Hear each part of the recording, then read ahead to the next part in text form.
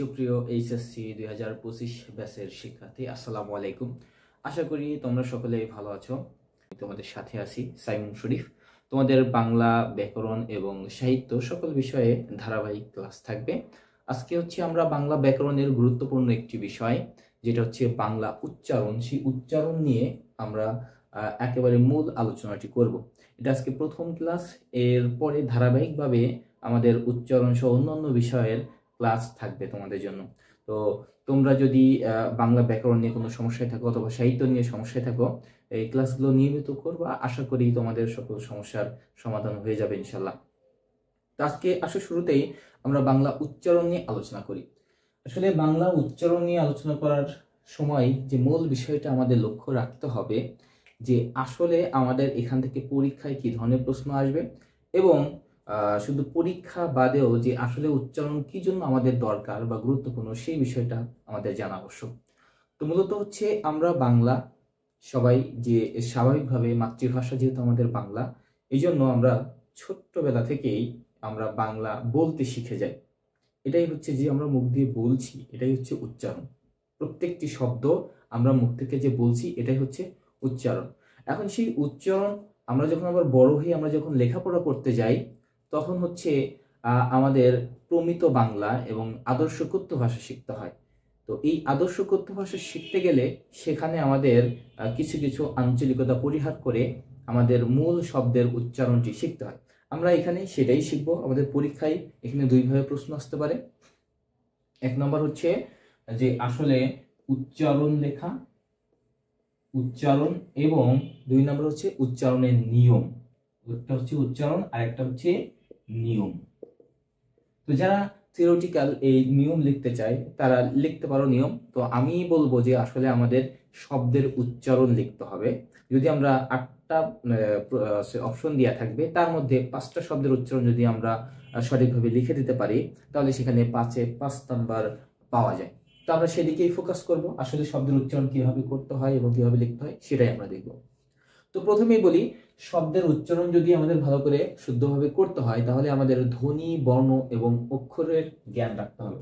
1 নম্বরে আসবে ধ্বনি, 2 নম্বরে আছে বর্ণ, এবং আমাদের অক্ষর।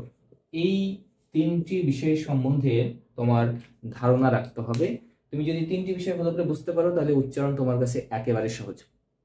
তো প্রথমে আসলে ধ্বনি জিনিসটা কি। তা আমরা যে মুখ থেকে যে উচ্চারণ করছি, বাকযন্ত্রের সাহায্যে যে অর্থবোধক ধ্বনিগুলা বের হচ্ছে, এগুলাই ধ্বনি। এই সাউন্ডগুলাই ধ্বনি। আমরা একটি শব্দ এই ধ্বনি দিয়ে উচ্চারণ করছি। এখন এই ধ্বনি যখন ধ্বনি, তাহলে মুখ থেকে আমরা যা উচ্চারণ করি সেটাই ধ্বনি। এই ধ্বনি যখন আমরা লিখে ফেলি, লিখিত রূপটাই কি আমাদের বর্ণ। তাহলে লিখিত রূপটাই বর্ণ। কার লিখিত রূপ? এই ধ্বনির লিখিত রূপটাই বর্ণ। তাহলে আমরা যখন একটা ধ্বনি লিখে প্রকাশ করব, তখন সেটা কি বর্ণ। তো আমরা যদি মুখে বলি এই খ, এই খ একটা ধ্বনি। খ, আমি খাই, যে খ, খ একটা ধ্বনি। কিন্তু যখন আমরা লিখতে যাচ্ছি, আসলে খ দেখতে কেমন, এর চেহারাটা কেমন, আমরা কোন প্রতীকের মাধ্যমে ব্যবহার করছি, সেই খ আমরা এই প্রতীকটা ব্যবহার করে বলছি এটা আসলে খ। যখন এই ধ্বনি লিখে প্রকাশ করছি, তখন সেটা কি হয়ে যাচ্ছে? বর্ণ। তাহলে এর নাম দেব আমরা বর্ণ। ঠিক আছে? তাহলে ধ্বনি এবং বর্ণের মধ্যে পার্থক্য কি? ধ্বনি মুখে বলার জিনিস। আমি যদি মুখে বলি, তাহলে তুমি কি আছো, তুমি কানে শুনছো। তাহলে ধ্বনি বলা এবং শোনার জিনিস। এটা সবাই, আমরা যারা মানুষ আমরা সবাই করতে পারি, মুখে বলি এবং শুনি। 2 নম্বর যখন লেখাপড়ার বিষয় আসে, তখন আমাদের বর্ণ কাজে লাগে। তো যারা লেখাপড়া জানে, পড়াশোনা জানে, তারাই কিন্তু এগুলো পড়তে পারবে। যারা পড়াশোনা জানে না, তারা কিন্তু এগুলো পড়তে পারবে না। এই জন্য তাহলে এই ধ্বনির লিখিত রূপটাই বর্ণ। তাহলে ধ্বনি এবং বর্ণের পার্থক্য আমরা বুঝে গেলাম। এখন তাহলে আমাদের আরেকটা বিষয় লক্ষ্য রাখতে হবে উচ্চারণের সময়, সেটা এই অক্ষর। অক্ষর আসলে কি? আমরা অনেকেই এই যে ক, খ, গ, অ, আ, এইগুলাকে আমরা অক্ষর বলে থাকি। তো এগুলো মূলত অক্ষর বলা যায় এক সেন্সে, সেটা হচ্ছে এটা তোমার বর্ণাক্ষর বলতে পারি। এগুলো মূলত বর্ণ, এগুলো মূলত কি বর্ণ। কিন্তু অক্ষরের ধারণাটা আমাদের যদি পরিষ্কারভাবে বুঝতে হয় তাহলে আসলে আমাদের মূলত স্বরধ্বনি এবং ব্যঞ্জন ধ্বনি কি এই দুইটা আগে বুঝতে হবে। তো আমরা জানি ধ্বনি দুই প্রকার। ধ্বনি কয় প্রকার? মূলত দুই প্রকার। এই দুই প্রকার ধ্বনির মধ্যে প্রথমে আমরা বলবো যে স্বরধ্বনি আছে। তাহলে আমাদের ধ্বনি দুই প্রকার, একটা হচ্ছে স্বরধ্বনি আর একটা হচ্ছে ব্যঞ্জন ধ্বনি। একটা হচ্ছে স্বরধ্বনি আর একটা হচ্ছে ব্যঞ্জন ধ্বনি। তো এই স্বরধ্বনিগুলো আমরা সবাই জানি। তো মূলত আমরা স্বরবর্ণ বলি 11টা, ধ্বনি এবং বর্ণ। স্বরধ্বনি, এই স্বরধ্বনি হচ্ছে আমাদের 7টি, যেটাকে আমরা মৌলিক স্বরধ্বনি বলি। স্বরধ্বনি কয়টি তাহলে? 7টি। এই স্বরধ্বনি কয়টি? 7টি। তাহলে এটাকে আমরা মৌলিক স্বরধ্বনি বলে থাকি। আবার আমাদের ব্যঞ্জন ধ্বনি আছে। ব্যঞ্জন ধ্বনি আছে 30টি। ব্যঞ্জন ধ্বনি কয়টি বলতো? 30টি আছে। এটাকে আমরা বলে থাকি কি মৌলিক ব্যঞ্জন ধ্বনি 30টি। মৌলিক ব্যঞ্জন ধ্বনি কয়টি? 30টি। তো এই স্বরধ্বনি 7টি কি আমরা একটু দেখে আসি। স্বরধ্বনি হচ্ছে আমাদের অ, আ, ই, উ, এ, ও এবং এ। এই 7টি হচ্ছে আমাদের মৌলিক স্বরধ্বনি। আচ্ছা, তাহলে আমাদের স্বরবর্ণ কয়টি? স্বরধ্বনি বললাম 7টি, তাহলে স্বরবর্ণ কয়টি? স্বরবর্ণ আছে 11টি। ধ্বনি এবং বর্ণের মধ্যে কিন্তু পার্থক্য রয়েছে আমাদের। তাহলে একটি ধ্বনি একের অধিক বর্ণ দিয়ে প্রকাশ করা হয়। তার মধ্যে কি দেখো, আমাদের অ এবং আ দুইটা মৌলিক স্বরধ্বনি, কিন্তু ই এবং আমাদের আছে আরেকটা কি দীর্ঘই আছে, দীর্ঘই। ই ই এই দুইটা বাংলা শব্দের উচ্চারণে দুইটার আসলে তেমন কোনো পার্থক্য নেই, কিন্তু দুইটা বর্ণ ভিন্ন। তাহলে আমাদের কি আছে, একটা হচ্ছে হ্রস্বই বলি আর একটা কি বলি দীর্ঘই। তাহলে এটা হচ্ছে ই, এটা হচ্ছে ই। তাহলে একটা ধ্বনি প্রকাশ করার জন্য আমাদের দুইটি বর্ণ এখানে ব্যবহার করা হচ্ছে। ঠিক তেমনি আমাদের কি আছে, দীর্ঘও আছে, এটা একটা। এবং আছে আমাদের রি আছে, রি, এবং উই আছে এবং ও আছে। এই যে পাঁচটি যে ধ্বনি বা বর্ণ আমরা দেখছি, এরা আসলে মৌলিক স্বরধ্বনি নয়। তাহলে মৌলিক স্বরধ্বনি কোনগুলা? আমাদের এইগুলা, অ, আ, ই, উ, এ, ও, এ। অ, আ, ই, উ, এ, ও, এ। তোমরা কি সবাই জানো এগুলা আসলে মৌলিক স্বরধ্বনি? আশা করি তোমরা অধিকাংশই জেনে থাকবে। তাহলে এই 7টি হচ্ছে আমাদের মৌলিক স্বরধ্বনি। এখন কথা হচ্ছে যে স্বরধ্বনি কাকে বলে আমরা জানি।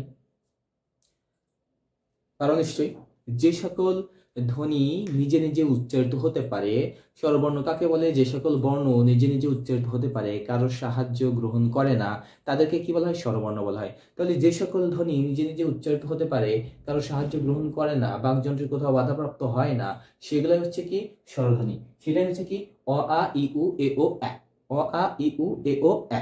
এইগুলাই হচ্ছে আমাদের মৌলিক স্বরধ্বনি। এখন হচ্ছে তাহলে ব্যঞ্জন। তো ব্যঞ্জন কোনগুলাকে বলি আমরা? আমরা বলছি যে ক, খ, গ, ঘ, উ, এগুলো হচ্ছে আমাদের ব্যঞ্জন ধ্বনি। ঠিক তেমনি এরপরে আমাদের অনেক ব্যঞ্জন রয়েছে। টোটালে আমাদের 39টি ব্যঞ্জন বর্ণ রয়েছে। ব্যঞ্জন বর্ণ কয়টি তাহলে? আমরা এখানে ব্যঞ্জন ধ্বনি বলেছি 30টি, কিন্তু বর্ণ কয়টি? ব্যঞ্জন বর্ণ আছে 39টি। ব্যঞ্জন বর্ণ আছে কয়টি? 39টি। তাহলে এখানে দেখো আমাদের ধ্বনি কম বর্ণ বেশি, এখানেও স্বরধ্বনি কম বর্ণ বেশি। তাহলে আমাদের একটি ধ্বনির বিপরীতে বর্ণ আছে একের অধিক। এই জন্য আমাদের সমস্যা, আমাদের বাংলায় প্রচুর ঝামেলা এদের জন্যই। কোথায় রস্যই আর কোথায় দীর্ঘই, কোথায় রস্যু কোথায় দীর্ঘ, কোথায় মূর্ধন্য কোথায় দন্তনা, কোথায় মূর্ধন্য কোথায় দন্তস্ব। এইগুলো নিয়ে আমাদের বাংলা বানান এবং অন্যান্য জায়গায় অনেক ভেজাল রয়েছে, উচ্চারণে বানানে অনেক সমস্যা রয়েছে। তো আমরা যেহেতু বললাম, তাহলে এই যে স্বরধ্বনি এবং ব্যঞ্জন ধ্বনি, স্বরবর্ণ এবং ব্যঞ্জন বর্ণ, এখন দেখো ব্যঞ্জন বর্ণ বা ব্যঞ্জন ধ্বনি কাকে বলে। আমরা বলি যেই সকল ধ্বনি বা বর্ণ নিজে নিজে উচ্চারিত হতে পারে না, তাহলে অন্য কারোর সাহায্য নেয়। কার সাহায্য নেয়? সে হচ্ছে এই যে স্বরধ্বনির সাহায্য নেয়, এই স্বরধ্বনির সাহায্য নেয়, স্বরধ্বনির সাহায্য নেয়। ব্যঞ্জন ধ্বনি স্বরধ্বনির সাহায্য ছাড়া উচ্চারিত হতে পারে না, কখনোই পারবে না। তাহলে ব্যঞ্জন ধ্বনি কি করবে? সবসময় স্বরধ্বনির সাহায্য নেবে, সাহায্য নিয়ে সে উচ্চারিত হবে। তুমি যখন যদি বলো ক, এই যে কর সাথে কি আছে? অ। খ, খর সাথে কি আছে? অ। চ, চর সাথে কি আছে? অ। ছর সাথে কি আছে? অ। তুমি যখন উচ্চারণ করছো তখন ওর সাথে কি হচ্ছে? একটা করে স্বরধ্বনি দিতে হচ্ছে। আচ্ছা, তাহলে সব অ। এখন তুমি যদি বলো কাকা, এখন বললে কাকা, তাহলে কাকা বললে যখন, তাহলে কি দিচ্ছ? কর সাথে আ, আবার কি দিচ্ছ? ক যুক্ত আ, এই যে কর সাথে আ ব্যবহার করছো। যদি বলো কাকু, তাহলে কি হবে? কর সাথে আ, কর সাথে উ। এই যে আমরা যে স্বরধ্বনি ছাড়া ব্যঞ্জন ধ্বনি আসলে উচ্চারণ করতে পারবো না, তাহলে আমাদের কি করতে হবে? ব্যঞ্জন ধ্বনি উচ্চারণ করার সময় সবসময় স্বরধ্বনির সাহায্য নিতে হবে। এবার আসো তাহলে অক্ষর জিনিসটা কি? অক্ষর জিনিসটা কি? অক্ষর হচ্ছে এই যে আমরা স্বরধ্বনি ছাড়া কোনো কিছু উচ্চারণ করতে পারছি না, হ্যাঁ, তার মানে যাই উচ্চারণ করি না কেন যে স্বরধ্বনি দেয়া লাগবে, এটাই হচ্ছে আমাদের মূলত অক্ষর। আমরা যে বলি উচ্চারণের একেবারে একক বা মাত্রা। আমাদের সংজ্ঞায়, বইয়ের সংজ্ঞায় আমরা পড়েছি যে নিঃশ্বাসের স্বল্পতম প্রয়াসে যতটুকু উচ্চারণ করা যায় তাকেই অক্ষর বলা হয়। তো মূলত কনসেপ্টটা আমি সহজ ভাষায় তোমাদের বুঝিয়ে দিই। এই যে আমি বললাম, তাহলে এই ক, ও নিজে কিন্তু একটা ধ্বনি, ও নিজে একটা বর্ণ, আবার নিজে একটা অক্ষর। আবার যখন বললাম এই যে কা, এই কা এখন একটা অক্ষর, কিন্তু এখানে বর্ণ কিন্তু একটা না, বর্ণ এখানে দুইটা চলে আসে, ক আর আ। বর্ণ কয়টি এখানে? কাতে বর্ণ কয়টি? কাতে বর্ণ হচ্ছে আমার দুইটি, ক যুক্ত আ, কা। তাহলে এখানে বর্ণ দুইটি, কিন্তু অক্ষর কয়টি? একটা। কারণ কি? এখানে একটা স্বরধ্বনি দিয়ে আমরা উচ্চারণ করেছি, কা, আ স্বরধ্বনি এসেছে। এই যে আ স্বরধ্বনি এসেছে, এই জন্য আমরা একে বলবো একটা অক্ষর। তাহলে কা, কা কয়টা অক্ষর? দুইটা অক্ষর। কা কু কয়টা অক্ষর? দুইটা অক্ষর। তাহলে যেই জায়গায় একটা করে স্বরধ্বনি ঢুকবে সেখানেই একটা করে অক্ষর তৈরি হবে। তো তোমরা এতক্ষণ হয়তো বুঝে গেছো যে আসলে স্বরধ্বনি কি, ব্যঞ্জন ধ্বনি কি, এবং হচ্ছে ধ্বনি কি, বর্ণ কি এবং অক্ষর কি। আমরা আবারও বলি, আমরা রিভিউ করছি যে আসলে ধ্বনি হচ্ছে আমরা যেটা মূল উচ্চারণ করি, আমাদের মূল ধ্বনি, সেটাই হচ্ছে ধ্বনি, মুখে বলছি এবং কানে শুনছি। বর্ণ হচ্ছে সেই ধ্বনি যখন আমরা লিখে প্রকাশ করছি সেটাই কি হয়ে যাচ্ছে? বর্ণ। যখন ধ্বনি লিখে প্রকাশ করছি, পড়ালেখার সময় চলে আসছে, তখন সেটা কি হয়ে যাচ্ছে? বর্ণ। তাই ধ্বনির লিখিত রূপ, ধ্বনির প্রতীককে কি বলা হয়? বর্ণ বলা হয়। আর অক্ষর হচ্ছে আমাদের যেখানে একটা করে স্বরধ্বনি ঢুকবে সেখানে একটা করে অক্ষর তৈরি হবে, এটা হচ্ছে আমাদের উচ্চারণের একক বা মাত্রা। এই অক্ষর দিয়ে আমরা উচ্চারণ করি। যদি আমরা এখন বলি আকাশ, যে শব্দ লিখলাম আকাশ, আকাশ, তাহলে এই আকাশে যদি বলি আমরা এখন অক্ষর কয়টি? আমরা যদি বলি অক্ষর কয়টি, অনেকেই বিভিন্নভাবে বলবা হ্যাঁ অক্ষর এখানে 3টি আছে, অনেকেই বলবা এখানে অক্ষর 5টি আছে, অনেকেই বলবা 2টি আছে। এইভাবে আমরা বিভিন্ন জন আমরা বিভিন্ন মতামত দেব। আসলে তাহলে অক্ষর কি? আমরা দেখব এখানে আসলে স্বরধ্বনি কয়টি আছে, এর মধ্যে স্বরধ্বনি কয়টি আছে উচ্চারণ করার সময় দেখব।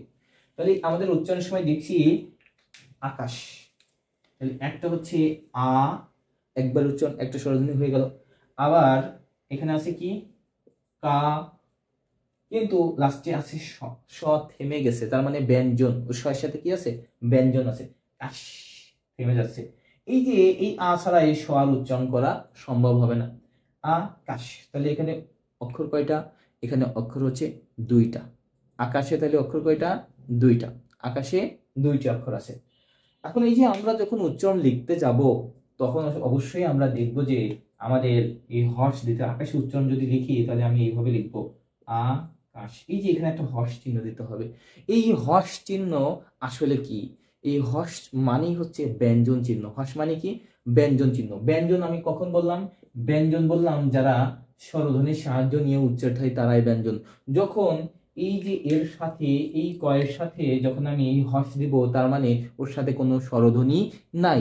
এখন এই ককে আর উচ্চারণ করা সম্ভব নয়, হয় এর আগে একটা স্বর দিতে হবে অথবা ওর পরে একটা স্বরধ্বনি দিতে হবে, তখনই আমরা এই ককে উচ্চারণ করতে পারবো।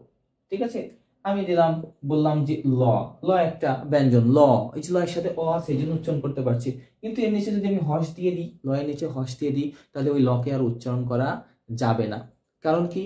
কারণ এই ল এর সাথে কোনো স্বর নেই, এই জন্য আমরা বলি ব্যঞ্জন ধ্বনি বা স্বরধ্বনি ছাড়া কোনো কিছুই উচ্চারণ করা সম্ভব নয়। তাহলে এখন তোমাকে এই লকে কোনো একটা স্বরধ্বনি দিতে হবে, হয় আগে দিতে হবে অথবা পরে দিতে হবে।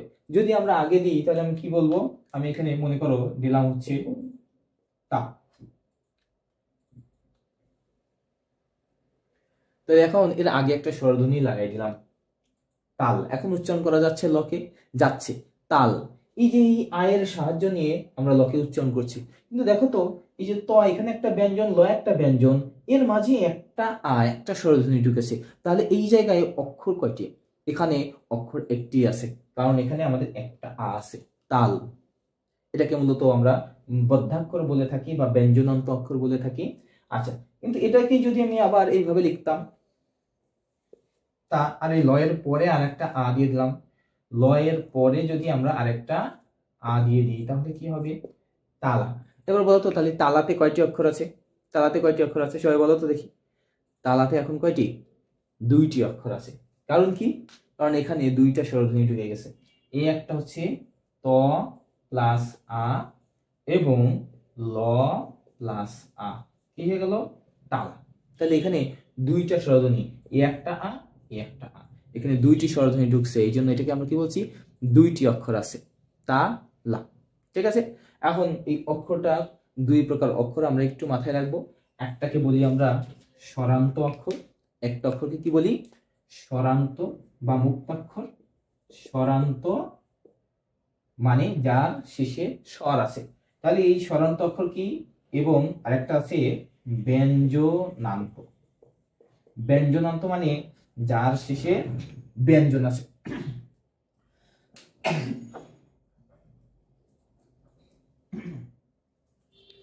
তো হচ্ছে একটা হচ্ছে স্বরান্ত অক্ষর আর একটা কি? ব্যঞ্জনান্ত অক্ষর। যেই অক্ষরের শেষে স্বর আছে তাকে আমরা কি বলবো? স্বরান্ত অক্ষর। তাহলে এই যে বললাম তা লা, তাহলে এই তা একটা স্বরান্ত অক্ষর এবং কি লাও একটা স্বরান্ত অক্ষর। আর যে অক্ষরের শেষে ব্যঞ্জন আছে তাকে আমরা কি বলবো? ব্যঞ্জনান্ত অক্ষর। যেমন কি তাল, এই পুরোটাই একটা ব্যঞ্জনান্ত অক্ষর। তাহলে তালে অক্ষর কয়টি? একটি, একটি। আর তালাতে অক্ষর কয়টি? দুইটি।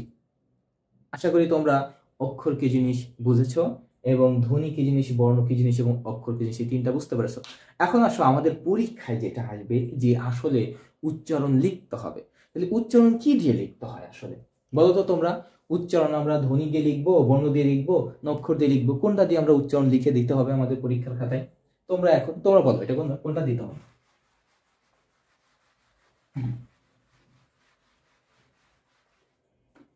পারছো সবাই? উচ্চারণ কি দিয়ে লিখতে হবে? তোমরা অধিকাংশ উত্তর দিবা আসলে বর্ণ দিয়ে লিখবো, তাই না? উচ্চারণ কি দিয়ে লিখবো? বর্ণ দিয়ে লিখবো। তো আসলে উচ্চারণ আমরা আসলে বর্ণ দিয়ে লিখি না। উচ্চারণ আমরা করি কি দিয়ে বলতো? প্রথমে বলেছি করি কি দিয়ে? ধ্বনি দিয়ে করি। উচ্চারণ কি দিয়ে করি? ধ্বনি দিয়ে। তাহলে উচ্চারণ আমরা লিখবো কি দিয়ে? ধ্বনি দিয়ে। তাহলে আমরা এখন দেখবো যে কোনগুলো এই যে মূল ধ্বনি, মূল স্বরধ্বনি এবং মূল ব্যঞ্জন ধ্বনি, সেইগুলো দিয়ে কিন্তু আমরা উচ্চারণ লিখবো। আমরা কখনোই যেই ধ্বনিগুলো মূল নয় তাকে দিয়ে আমরা সেইগুলো দিয়ে আমরা উচ্চারণ লিখতে পারি না। ঠিক আছে, তাহলে আমরা যদি বলি এই যে এটা হচ্ছে একটা শব্দ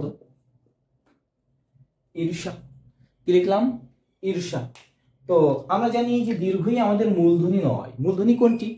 মূলধ্বনি হচ্ছে দীর্ঘের মূলধ্বনি কোনটি? রস্বই। দীর্ঘের মূলধ্বনি কোনটি? রস্বই। আচ্ছা, এই মূর্ধন্য সহ কিন্তু আমাদের একটি মূলধ্বনি নয়। মূর্ধন্য সহ একটি মূলধ্বনি নয়। তাহলে মূলধ্বনি কি আমাদের আছে? মূলধ্বনি হচ্ছে তালব্য স। আমরা যখন এটা লিখবো তাহলে এর যদি উচ্চারণ লিখতে যাই তখন কিন্তু আমরা এখানে দীর্ঘই দিব না, এখানে রস্বই দিব। রস্বই দিব। আমরা এখানে র দিব, নিচে অবশ্যই হর্ষ চিহ্ন দেব। ইর, ইর মানে ওখানে ব্যঞ্জন থেমে যাচ্ছে, এই জন্য এটা ব্যঞ্জন, হর্ষ দেব ইর। আর এখানে কি দিব? অবশ্যই তালব্য স দিতে হবে, ঈর্ষা। এটা হচ্ছে এই ঈর্ষা শব্দের উচ্চারণ। ঈর্ষা শব্দের উচ্চারণ হচ্ছে এরকম। তাহলে এই যে এগুলো লিখলাম, তাহলে এগুলো কি বর্ণ? হ্যাঁ, অবশ্যই বর্ণ। কিন্তু আমরা কি লিখছি? মুখে যা বলছি, ধ্বনি দিয়ে যা বলছি তাই লিখে দিচ্ছি। এখানে বর্ণ, তাহলে এটাও তো বর্ণ, তাই দীর্ঘই দিলাম না কেন? দীর্ঘই দিলাম না এজন্যই কারণ আমরা মূল ধ্বনি ছাড়া আমরা অন্য কোনো ধ্বনি দিয়ে যেগুলো মূল ধ্বনি নয় সেগুলো দিয়ে আমরা উচ্চারণ করতে পারি না, বা উচ্চারণ আমরা সেগুলো লিখি না। ঠিক আছে, তাহলে আমরা কি দিয়ে লিখি? মূল ধ্বনি। এই জন্য আমরা কি করবো? দীর্ঘের জায়গায় রস্বই দিব এবং রসা, ঈর্ষা। তাহলে এই যে মুখ দিয়ে যা বললাম, আমরা ধ্বনি দিয়ে যা বললাম সেটাকেই লিখে দিলাম, ঈর্ষা। এই হচ্ছে আমাদের উচ্চারণ। তাহলে এইভাবে আমাদের 8টি প্রশ্ন দেওয়া থাকবে, 8টি এরকম শব্দ দেওয়া থাকবে। সেই 8টির মধ্যে 5টির তুমি যদি উত্তর করতে পারো তাহলে এখানে সঠিকভাবে লিখে আসতে পারলে 5-এ 5। আমরা আগামী ক্লাস দেখব কিভাবে আসলে উচ্চারণ কোনগুলা দিয়ে লেখা যায় আর কোনগুলো দিয়ে লেখা যায় না, এটা আমরা আইডেন্টিফাই করব। তারপরে আমরা হচ্ছে আস্তে আস্তে সামনের দিকে আগিয়ে আমরা দেখব যে আসলে বিভিন্ন উচ্চারণের নিয়মগুলা কিভাবে কাজ করছে, আমরা কোন বিষয়গুলো পড়লে আসলে এখানে পূর্ণাঙ্গ মার্ক পেতে পারি, নাম্বার পেতে পারি, এবং আমাদের বাংলা উচ্চারণ আরো সুন্দর করতে পারি, সাবলীল করতে পারি। সে পর্যন্ত অপেক্ষায় থেকো, আর ধন্যবাদ সকলকে।